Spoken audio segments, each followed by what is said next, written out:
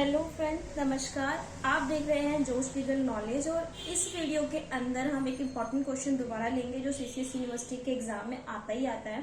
इसमें क्वेश्चन है what do you mean by term revenue court and revenue officer, difference between the both. आप revenue court से क्या समझते हो, रेवेन्यू ऑफिसर से क्या समझते हो और इनके बीच में जो डिफरेंस है वो बताना है।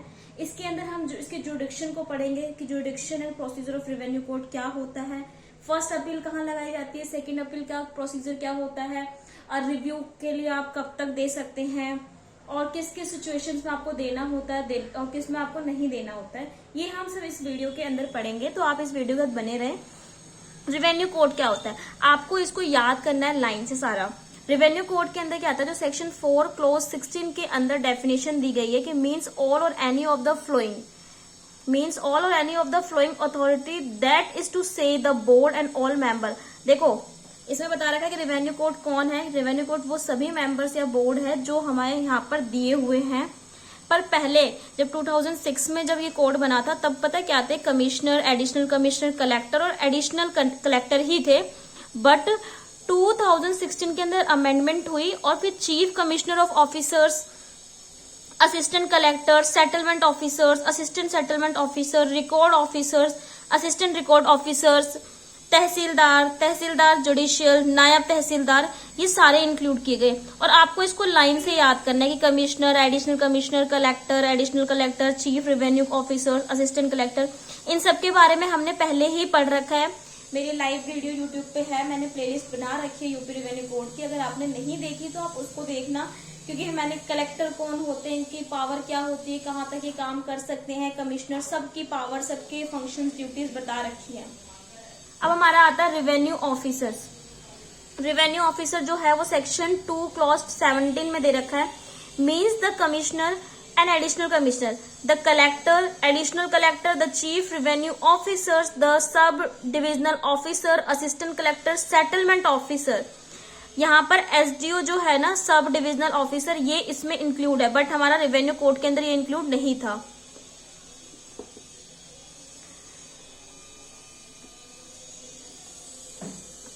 Assistant settlement officer, record officer, assistant record officer हमने पहले भी पढ़ा था। तहसीलदार जुडिशियल, नायब तहसीलदार, द रेवेन्यू इंस्पेक्टर। इसमें दो इंक्लूड होते हैं, एक रेवेन्यू इंस्पेक्टर एंड एक the SDO, the sub divisional officer. इन दोनों के बारे में हमने नहीं, हमने इवन सबके बारे में बहुत डिटेल में उसके फंक्शंस एंड पावर्स को पढ़ रखा है। तो आप मेरी उन वीडियो को भी देखना। अब इन दोनों में डिफरेंस क्या होता है, देखो अगर डिफरेंस पे क्वेश्चन आए तो ऑब्वियसली ये सेक्शन 2 क्लॉज 17 में दे रखा है रेवेन्यू कोड के बारे में। सॉरी, इसमें जो सेक्शन ये 2 है ये सेक्शन 14 है। सॉरी, सेक्शन 14 क्लॉज 16 के अंदर रेवेन्यू कोड के बारे में दिया हुआ है और रेवेन्यू ऑफिसर के में 417 के बारे में दिया हुआ है। आप लोग यहाँ पर भी करेक्ट कर लेना, ये 416 है और ये 417 है, 417 है। तो सॉरी, इसमें दोबारा स्टार्ट करते हैं। रेवेन्यू कोड और रेवेन्यू ऑफिसर में दोनों की डेफिनेशन कहाँ पर दी गई है, ये बहुत इंपॉर्टेंट है। उसके बाद बोल रखा है कि ये जुडिशियल की तरह एक्टिंग करता है और ये क्या करता है, एडमिनिस्ट्रेटिव की तरह काम करता है। कि ये देखो हमारे इसमें जो ऑफिसर्स होते हैं ना, उसमें एडमिनिस्ट्रेटिव काम क्या होता है, जैसे कि इंस्पेक्शंस करना, इंक्वायरी करना, उस रिपोर्ट को सबमिट करना, ये सब। पर जो हमारे रेवेन्यू कोड के अंदर जो भी मेंबर्स बैठते हैं ना, वो एज अ जज की तरह वर्क करते हैं।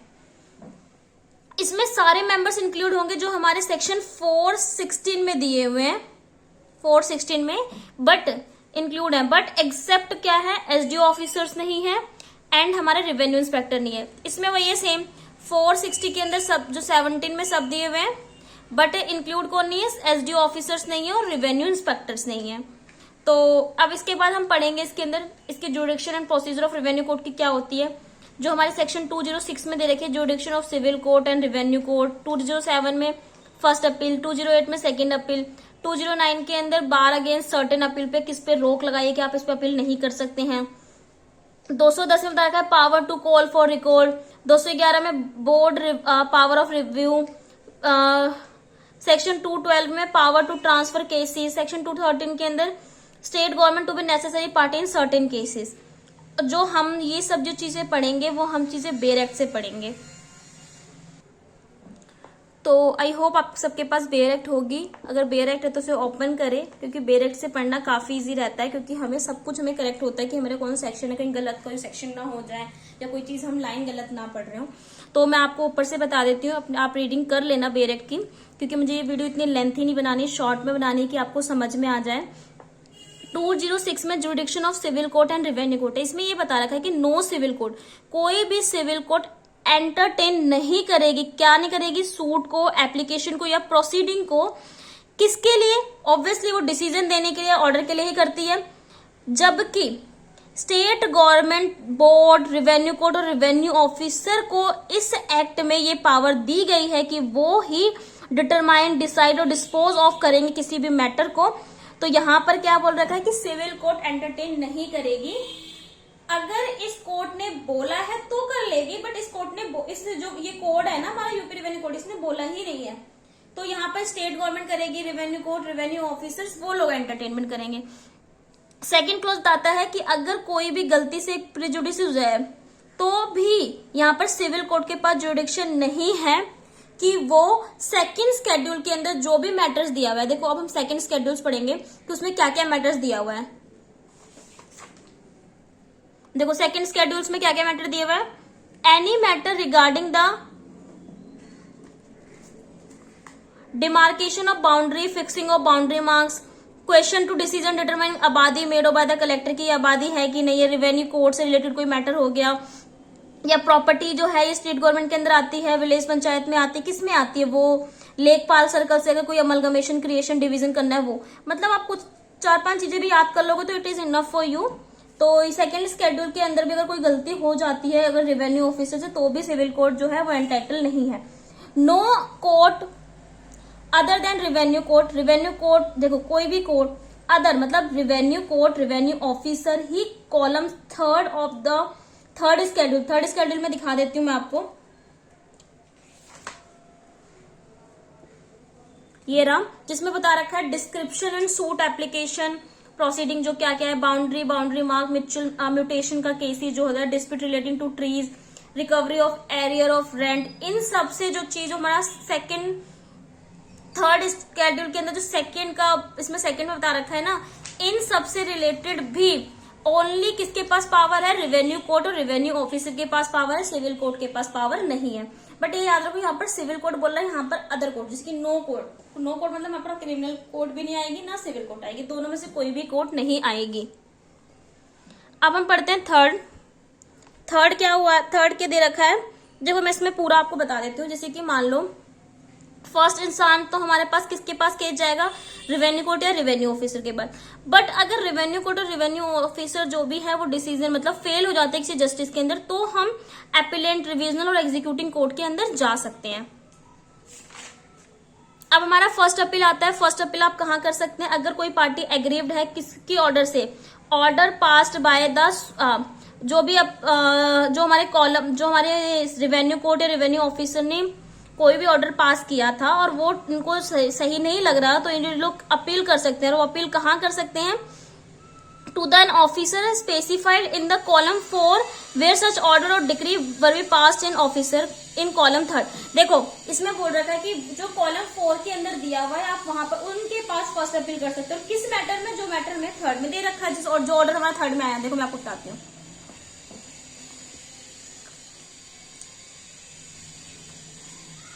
वहां पर यही लिखा हुआ था कि आप फोर्थ जो कॉलम दे रखा है इसके अंदर हमारा थर्ड स्केड्यूल के अंदर, फर्स्ट अपील वहीं पर करोगे, कमिश्नर के पास, एसडीओ के पास, कमिश्नर, कलेक्टर, कमिश्नर इसके पास।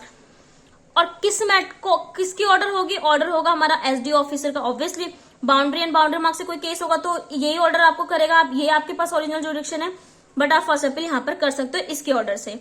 ऐसे देखो सेकंड अपील का भी सेम है कि कमिश्नर है तो यहाँ पर भी सेम कमिश्नर ही आएगा, एसडीओ तो यहाँ पर आपका सब्स्टिट्यूट कर दिया है, कमिश्नर को कर दिया यहाँ पर।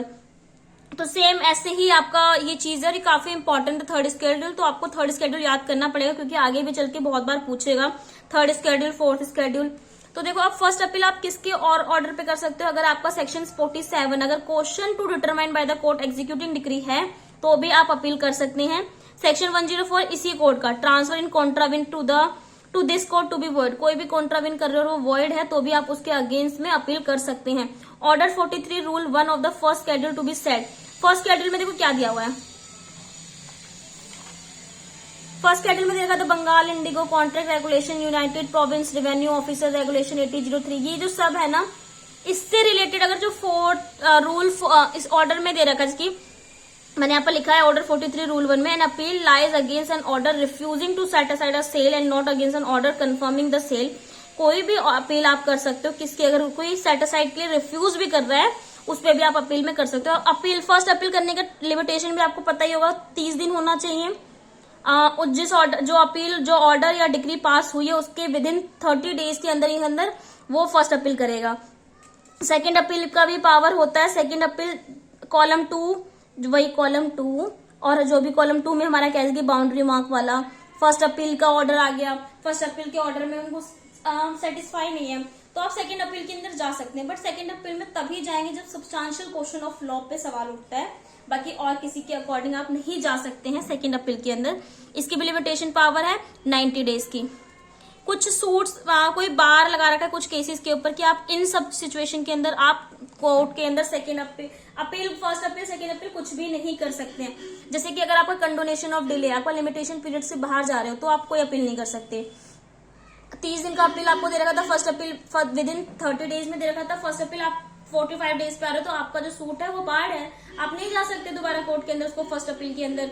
सेकंड वाला जो सेकंड सूट आप फाइल वो अपील कर सकते हैं, वो 90 दिन के अंदर कर सकते हैं। तो अगर यह कोई भी आपको डिक्री और ऑर्डर मिल रखा है इंटरिम नेचर पे तो उसके लिए भी आप कोई अपील नहीं कर सकते। सब ऑर्डिनेट कोर्ट ने आपको रिमांडिंग ऑफ द केस पे ले रखा तो नहीं कर सकते, या आपका कोई एप्लीकेशन रिजेक्ट हो गया तो नहीं कर सकते हैं। बट अगर x party order by default है तो देखो इसमें आप कर सकते हो विद इन 30 डेज के अंदर अंदर, और 30 डेज के जब अंदर करेंगे तो नोटिस दोनों पार्टी को जाएगी और दोनों पार्टी को ही सुनेगा, बिना दोनों पार्टी के सुने कोई भी ऑर्डर पास नहीं होगा। अब हमारे पास एक आया था 211 बोर्ड पावर ऑफ रिव्यू का पावर होता है। ऑब्वियसली द बोर्ड में of its on motion, board को लगता है कि हमें रिव्यू करना चाहिए क्योंकि इसके अंदर कोई क्वेश्चन ऐसा है या कोई एविडेंस रह गया है, तो बोर्ड खुद भी रिव्यू कर सकती है या कोई किसी ने एप्लीकेशन लगाया किसी पार्टी ने तो भी वो रिव्यू कर सकती है। अब देखो यहाँ पर क्या है कि कोई भी रिव्यू नहीं होगी उस ऑर्डर के ऊपर जब तक ये सिचुएशन ना हो, अगर new and important matter of evidence ना हो, डिस्कवरी, कोई मिस्टेक और error of apparent of the face of record में कोई गलती ना हुई हो, या कोई सफिशिएंट रीजन नहीं है, तब तक रिव्यू नहीं किया जाएगा। रिव्यू करने के लिए ये 3-4 कंडीशन फुलफिल होनी चाहिए। Order pass on review shall not be review, अगर एक बार रिव्यू हो गया है तो आप उसको दोबारा रिव्यू नहीं करेंगे। An application under subsection first for review of any matter move in 60 days, मतलब इसमें आपको पावर दे दी गई कि मतलब लिमिटेशन दे दी गई कि आप 60 दिन के अंदर ही अंदर रिव्यू कर सकते हैं। अब इसमें और भी सारी चीजें हैं जो हमारे सिलेबस के अंदर तो नहीं है, बट आप पढ़ सकते हैं कि इनके पास पावर होता है कि ट्रांसफर कर सकते हैं केस, एक रिवेन्यू ऑफिसर दूसरे रिवेन्यू ऑफिसर को केस दे सकते हैं कि आप देख लो, अगर एक ही जैसे कि एक डिस्ट्रिक्ट के अंदर और भी तहसील आते हैं ना उनके अंदर सेम, या एक कमिश्नर कलेक्टर या सब डिविजनल रेवेन्यू ऑफिसर को दे सकता है कि आप इन केस को देख लो। स्टेट गवर्नमेंट किसी भी पार्टी को नेसेसरी पार्टी बना सकती है, चाहे वो ग्राम पंचायत हो या लोकल अथॉरिटी हो। ये जो भी मोस्ट ऑफ प्रोसीजर है वो सीपीसी के अकॉर्डिंग ही फॉलो होता है और लिमिटेशन के अकॉर्डिंग फॉलो किया जाएगा। Order not to be invalid on account of irregulatory procedure, जो भी ऑर्डर है वो इनवैलिड नहीं होगा कि ये प्रोसीजर रह गया था इसलिए ये वाला चीज इनवैलिड रह गया, ऐसा कुछ नहीं होगा। नोटिस आपको देना पड़ेगा, मैंने बताया था कि दोनों पार्टीज को या जो भी पार्टीज नेसेसरी पार्टी बनी उनको नोटिस देना ही होगा। Revenue court to have no power to adjudicate upon the validity of enactment, revenue court के पास कोई पावर नहीं है कि वो अपने ही इनेक्टमेंट को किसी और जैसे कि मान लो उसके पास जुडिक्शन नहीं है और किसी और का जुडिक्शन के अंदर कोई जजमेंट दे रही है तो ऐसा नहीं कर सकती है, उसके पास कोई पावर नहीं है कि किसी और के जुडिक्शन का वो ऑर्डर खुद दे दे। 210 के अंदर बताया power to call for record लेने के लिए कोर्ट के पास पावर है, रेवेन्यू कोर्ट के पास या बोर्ड के पास, कि वो किसी को भी बुला के रिकॉर्ड ले सकती है। आई होप आपको ये रेवेन्यू कोर्ट और रेवेन्यू ऑफिसर उसके जुडिक्शन फर्स्ट अपील सेकंड अपील एक छोटे से वीडियो के अंदर समझ में आ गई होगी और रियली काफी इंपॉर्टेंट है, ये क्वेश्चन 20 मार्क्स में पूछा ही जाता है, तो प्लीज आप इसको सही से समझो। आपके पास बेरेक्टेड और बेरेक्ट में थोड़ा सा निशान लगा लो, बिकॉज ये निशान लगाना काफी इंपॉर्टेंट होता है कि आपको ये मेन बातें याद रहती है। तो आई होप आपको वीडियो अच्छी लगी होगी। अगर आपको वीडियो अच्छी लगी तो प्लीज इसे लाइक करें, कमेंट करें, शेयर करें अपने दोस्तों के साथ ताकि उनकी भी हेल्प हो जाए। Thank you.